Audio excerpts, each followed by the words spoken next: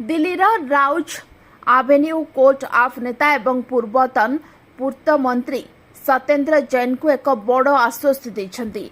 दिल्ली पूर्त विभाग रे अनियमितता नियुक्ति एवं असंपर्कित प्रकल्पर देय सहित जड़ित मामला रे कोर्ट सीबीआई क्लोज रिपोर्ट को मंजूरी देछंती।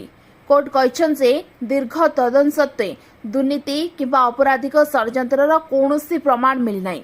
राउज आवेन्यू कोर्टर स्वतंत्र विचारपति डिक विनय सिंह कहछन्ते दुर्नीति निवारण आईन लागू करबा पई ठोस सामग्री आवश्यक अटे, केवल कर्तव्य अवहेला यथेष्ट नुहे। से यह मध्य स्पष्ट करी कहछन्ते अभियोग आधार कौनसी अभियुक्तଙ୍କ विरोध में परवर्ती कार्यानुष्ठान आरंभ करबा यथार्थ हेब नाही।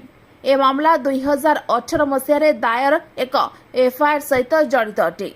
दिल्ली सरकार का विजिलेंस निर्देशालय अभियोग कर्मे तत्कालीन मंत्री सत्येंद्र जैन एवं पीडब्ल्यूडी अधिकारी विरोध में विभाग रे क्रिएटिव टीम नामक परामर्शदाता नियुक्ति रे अनियमितता अभियोग आसीथिला। Bureau report OTV live. अधिक खबर देखिया ओटी लाइव को सब्सक्राइब करंतु एवं ए खबर को अधिक शेयर करंतु।